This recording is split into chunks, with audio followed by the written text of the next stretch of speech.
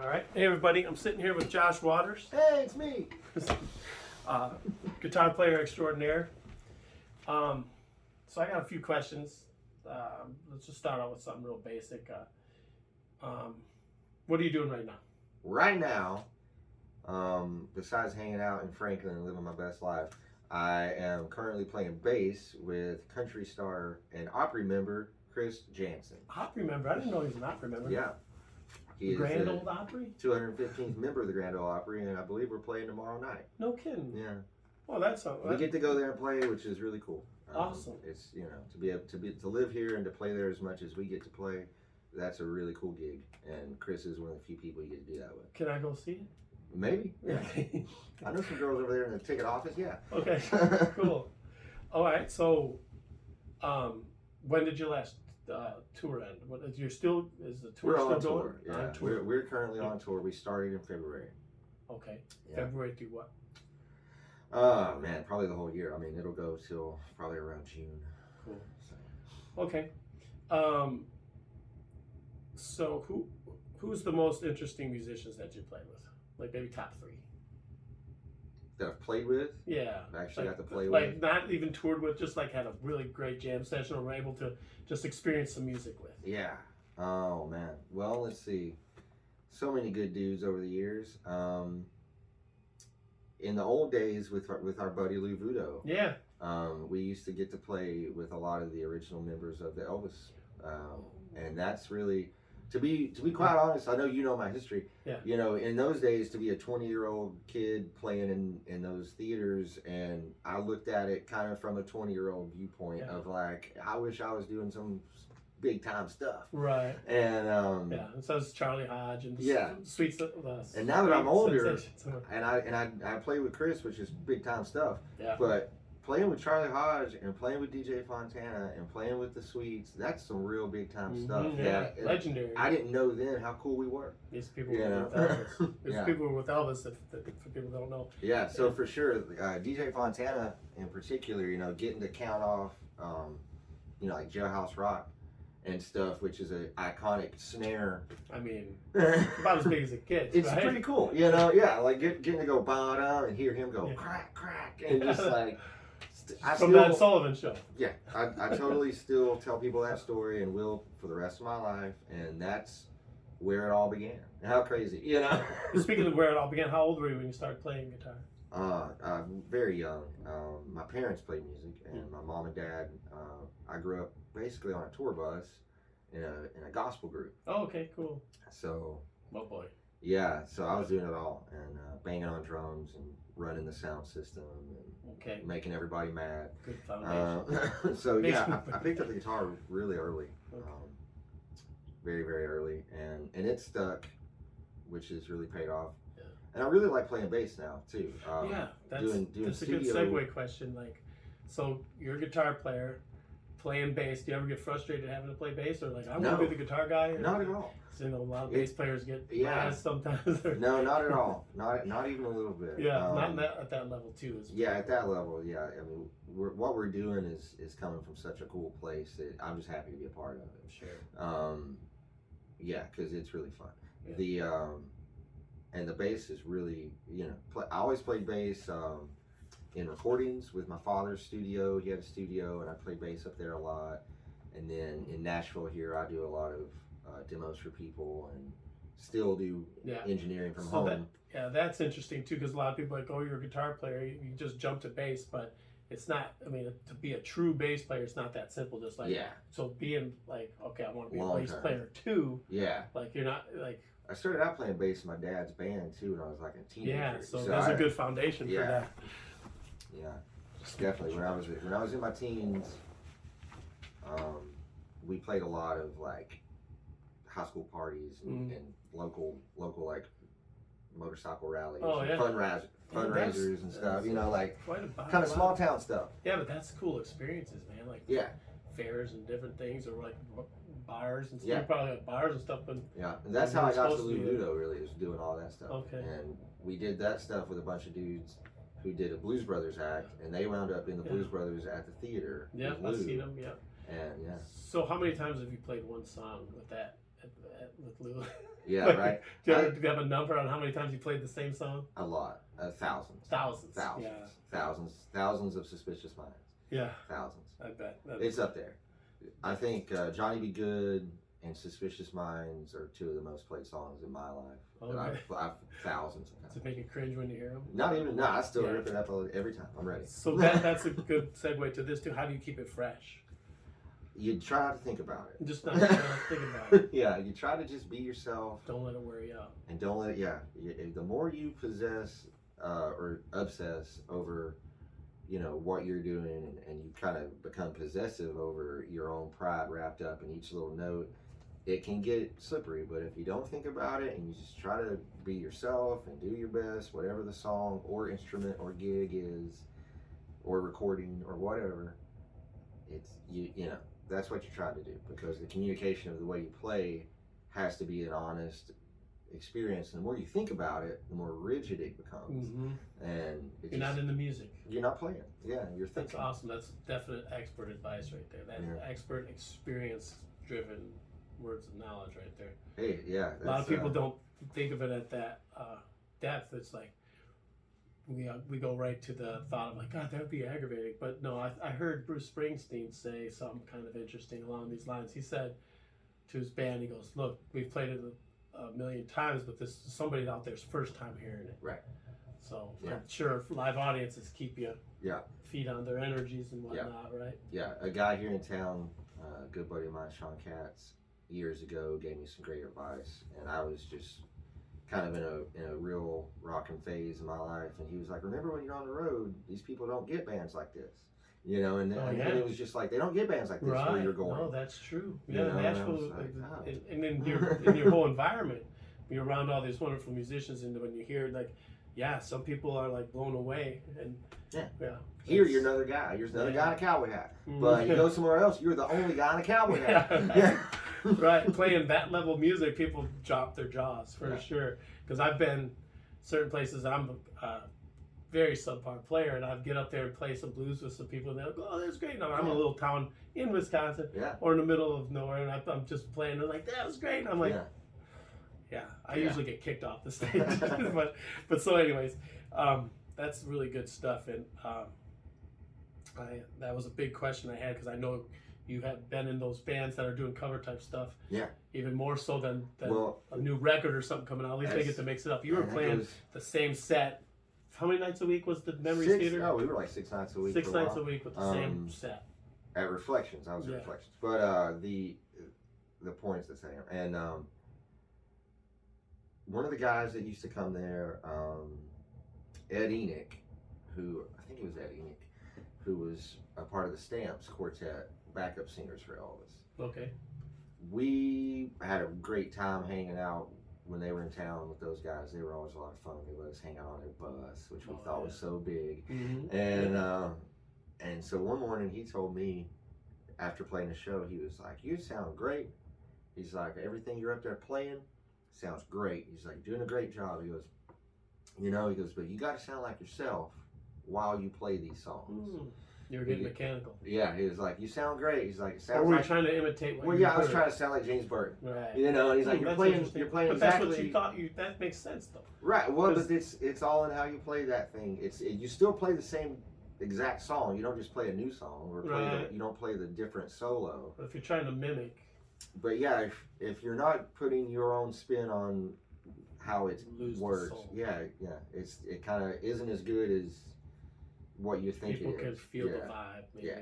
Maybe that's the great thing about music. It's an art. And art is interpretive, and art is subjective to all these outside nuances.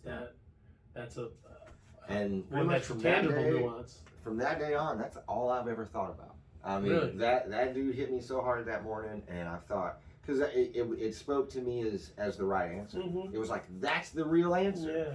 Yeah. It was like all these years I've been looking on, how do I sound like Slash? How do I be cool? And then he's giving me the real answer, and I was like, oh, that's the real answer. I could tell when he said it, and I thought, well, okay, I'll just do that from now on. And here I am today, still doing it. Exactly the same idea. Okay, now I see the profoundness of that, because it gives you the purpose and the meaning in it. Like, okay, I'm significant in this too, instead of trying to be something you're not, and the whole thing that we go into those philosophies about. When everybody can paint a room, you know, everybody, but it doesn't look the same when they're done. You know, it's the same color paint, it's the same paintbrush, but what does it look like when they're done painting? You know, it's that. So, you know, I don't know, and that's really the thing. And in Nashville, that's what's kept me working and made it possible to get to where I'm at now. In a sea of bands and guitarists. Yeah, because everybody's a good guitar player here. Yeah. Everybody One's can play. better than the next. Everyone's better than the next. Everybody can play exactly what I'm playing. Yeah. It's not that I'm doing something crazy. It's that the way it sounds when he plays it sounds like that guy. And it's the noisiness of it. It's, you know, just as much as it is the perfection. So do you do like, have you had to do a lot of auditions or tryouts or stuff for bands, and people want to hear, like, or they come see you doing something else? And matter of fact, I had some really, I will not say the names, but I had some really big auditions with some really big people in a really fancy place in Nashville. And I showed up and did exactly the same thing and got the gig.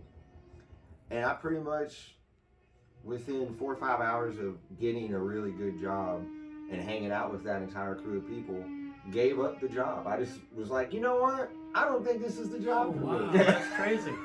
Because, like, tons of opportunity. And yeah, because you can just feel you could just feel the way the music. Again, this is more. It was going to wear you out or do something. Yeah, I was steal like, a piece of your soul, maybe, or just like, or you'd be taken from that. Yeah, it's more the other way around. I was like, I think what you guys need is someone that's not trying to do what I'm doing. You need somebody that's just going to do the other thing. I think that's a winning formula right there. Yeah, I think that'll get you the right fit. And I didn't get fired. I didn't get fired for being myself. Yeah. You know, because then it hurts your ego as a sensitive musician. Totally. Yeah. Nobody likes to put it out there and have it stepped on. Drummers do it all the time. Drummers do it all the time. Yeah, they're hardcore, right? Yeah. Why is that, I wonder? Yeah, they do. They're not putting a lot of their person. They're not. It's not real personal with them, like a singer or a guitar player. The drummers are mean like that, but they're you know, it's okay. They're great, but they are what they are. They are what they are. They have the drum set to hide behind. Yeah, exactly. There's any drummers on there. But no, I get it. They're brutal. Yeah. Like, I sent something to a drummer friend of mine. He goes, I wanted to rip my eardrums off, rip my ears off, and I'm like, it wasn't that bad. No holds barred. It's the drummer's band. We all know that. Yeah, that's funny. That's the truth. Well, so and that's what worked. You know, in that situation, I got the gig for doing like I got the audition for doing the thing, and then I quit the gig for doing the thing because I just felt like I can't do the. I can't go that far. So we need to expand on that a little bit. So what were they thinking? Well, how'd you explain it to them? What were they thinking? But that works for us. And they're like, yeah, maybe you're not seeing. How did you explain that to them? I gave them another guy. I knew another guitar player who I knew was the guy. Okay. And I said, you should call this guy. He's exactly what you And they kind of get it because they've probably been in the situation maybe themselves. Right, yeah. And talking a bunch of professionals. Definitely, yeah. And in Nashville, that's a big compliment. They were definitely like, but we want you. Yeah. And I was like, I know, but I just don't think, you know. And sometimes you can't explain it like this. This will be damaging to both of us. And maybe that will be really good for your longevity. If you find the right fit, then you're not going to get wore out, and I get it. It's totally. It's got a lot of intricacies. And by turning down what was a pretty big tour in that situation, I actually picked up so much. You know, that very same year, I remember, I mean, probably like 20 bands. Yeah. I played through. You know, but and every one of those bands I showed up, didn't audition one time because they called me to just do what I did. Yeah. They were like, just do what you do. How rewarding is that, dude? Yeah. You found that's a how many years did it take you to get there? It took forever. Yeah, that's a long time. Yeah. I mean, I don't know. That's 20 like years. That's like old man wisdom right there. Yeah. And now it's great to be in a spot in this town where people call me to sound like me and to think like me. Yeah. You know. And then the sky's the limit. Yeah, it's cool. Yeah, that's awesome. That's really good. So that I don't need to ask the question of what motivates you to keep going because we just covered it. So what's one of the craziest or funny stories either from the road or from one of your experience? Oh wow, good ones, huh? Oh man, that's an on-the-spot question. We don't have to go into names. I know, right? Maybe just a situation like some weird thing that happened. Everybody's got. One time I got a tour of the. This is great. One time I got a tour of the Capitol building in D.C. which was really fun. We got like a private tour for being the band. We were playing at Police Week. So when you're the band for Police Week, you get some private access stuff. Oh yeah, no access part. And we got to go through, you know, the Capitol in a pretty cool way with you know, a great amount of access. And we wound up, and at the time it was President Obama, and so Joe Biden was the vice president, and we were in his office. Oh no. And our so buddy, leave a bad note. Yeah, and our buddy, my buddy Craig's behind me, and I hear him making noises, and I turn around and he's eating a chicken wing. In the office. Eating a chicken wing. That was sitting on the desk? No, he just brought it with him. He brought chicken wings with him. For the tour. For the tour. Oh my gosh. How crazy. I thought it was going to be boring. I mean, that's... I'm like, dude, are you eating in here? It wasn't the White House. The Capitol he thought was going to be boring. If it was the White House, he probably wouldn't have brought chicken wings. Maybe tacos. Yeah.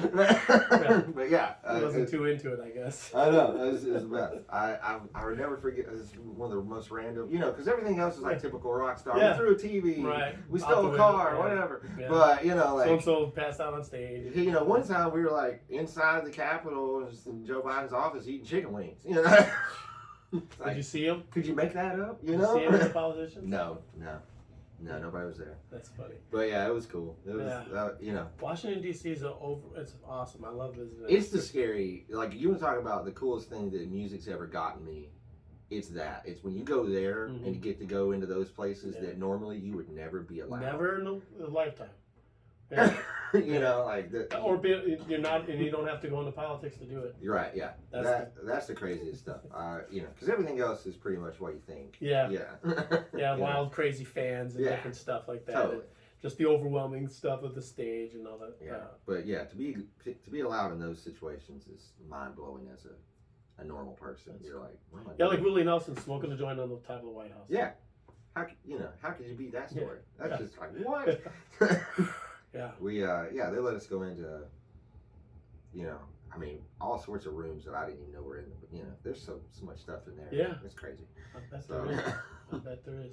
Okay, so this is kind of a tough question because it probably could be very long. But what are some of your favorite guitars in your gear setups? I've got a couple old tellies that I've had forever that are, you know, had since the Lou Vito days that have been in pieces over the years that keep putting back once I got back on my feet enough to put them back together are really nice guitars now. It's weird because like Eddie Van Halen, he kept piecing his guitars back together. He didn't have like go buy brand new guitars. That's real guitar player right totally. there. You play them forever. It's not like me with a bunch of different guitars. Oh, man. Yeah, I mean, that's the truth. Yeah. People get a hold of a guitar and it's the one they want to play. Well, and even if it doesn't work, you got to keep playing it. Yeah, you know, like if it's not what you want, you still got to keep playing it. Yeah. And then, you know, hopefully you get it to sound right one day. You know, and you can put a better pickup in it or get a fret job or. Right. Don't need it. So, do you do any kind of crazy pedal boards or anything like that, or? I used to. In my early Nashville career, I was definitely one of the Nashville pedal board guys. That was, man, that was a thing. Yeah. We were all going into some crazy stuff for a while. But no, nowadays, everybody uses the Kempers and the Fractals and all that. And so, like live, that's what we use. I use it on the bass even. I use a Fractal on the bass. Uh-oh. So things are just a little more consolidated. Yeah. Got a phone call. Oh, yeah. Pause. Oh, my goodness. Yeah. Okay. Yeah. All right. So, last question here. What do you do to stay sane in this crazy world we live in? In the crazy world that you're in, with the music and all that. I mean, classic answer. I pray. I straight up pray. I do, and whenever I don't know what to do, I usually get a pretty good answer, whether I like it or not. I'm with you. So yeah, that's the truth. That's and with that in focus, all the other things, you know, they either become easier answers or they don't become problems at all. Mm-hmm. You know, and that's just kind of not even take it away because you can't do nothing. Like can't touch me. Mm-hmm. So that's the cool thing. But I try not to think about it. I try to constantly be the kid in the bedroom with his guitar, because that's what got me where I'm at, and that's ultimately what people want me to keep doing. Whenever I do, can't get away from it. Can't get away from it. Mm-hmm. That's the thing that, yeah. I'm sure you went through some times where you tried. Yeah. Or like, because when we go through stages of life and nothing's fulfilling us. Right. Everything has to go, but some things that are dear and important to us, we kind of, I don't know how to really put this, but it just, we look at it, maybe was that the source of my problem? Like I'm so guitar, we'll use guitar because that's what you were doing. Like, is this consuming me, or am I, what's this all about? Is it my ego, and that's what's crushing me through this? And but it's everything in life, whether it be your career or anything that, like sports, people put their whole identity into these things, and then we go through that phase where we grow through, we have to get outside of it to see, look at ourselves, and see what's going on. Absolutely. And guitar is kind of the epitome of that, because guitar, maybe lead singer, but guitar is, it's for me, I'll speak with it. It's like, look at me, look what I can do, and it's gotta get the girls, like Bon Jovi's that he wants to play guitar to get I just did this to pick up chicks, and so it really puts you through the test. Like, it's like, this is a great learning experience. It's definitely it's hard to manage yourself, and like as you're going through. I think that's when I say I want to be the kid in the room with the guitar, is I want to still be that happy. Yeah. Oh. And I still want to be, innocence of it. I still, like I try to bring that back to without work the world puts every it out. day. Like, the world's like, this has got to be a money maker, and and the band's using it, chewing look up, at what we're spitting out. doing. Yeah, look at what we're here doing. We're on a stage playing music. I don't care if this happened or that happened, and if the plane's 2 hours late, or what. It's like, look at what we're really doing here, and if you can do that through the storm of careers and the world, egos and the fame, like the popularity, the desire for, it's all about wanting to be loved. I remember hearing a very wise musician say one time that he just wanted to be loved. And he thought he could get it by everybody loving him in the world through this, like, being popular, but nobody knew him. They knew what they saw on stage, but nobody knew him. And so that he was looking for it in the wrong places. But so I get it now what you're saying about the kid in the room, because this is a peaceful place, and it's back to the basic, back to the guitar, back to the innocence of that, and the joy that the music actually brings you. And I had a really good point about keeping it there, but I lost it, so just forget about it. But so, because I was going a different route with, like, you just wanted to be the kid in the room playing guitar. Oh, here's what the point was. It's something at your level of playing guitar. It isn't just like somebody getting caught up with some kind of little hobby. It's you. It's incorporated in what Josh Waters is your talent is to be shared now. And it's not just about, because I was thinking the kid in the room, but no, this is like, it doesn't have to be what everybody's image of a musician, guitar player with the rock style lifestyle and all that. And you can't lose that, because you've built this your whole life. It's your calling kind of thing. Sure. Does that make sense? Yeah. It's a real. That makes a lot of sense, especially now that everything's accessible online, and you can look up how to do anything. So you can look up how to be what you want to be in any profession that it is. There's different levels, and you're at that whole other level and climbing, and there's different, you've probably got a lot of insight on the different rungs of this stuff, and a lot of people can make it into a rocketed career, like you see guys that make overnight sensations, and then, they're great musicians. Yeah, they got it on their talent and stuff, but at the same time, they haven't gone through those phases of, like, is this what I want to do? And that's why a lot of bands crash and burn, probably. Totally. Bands are one-hit wonders for that reason. Right. Probably. Yeah.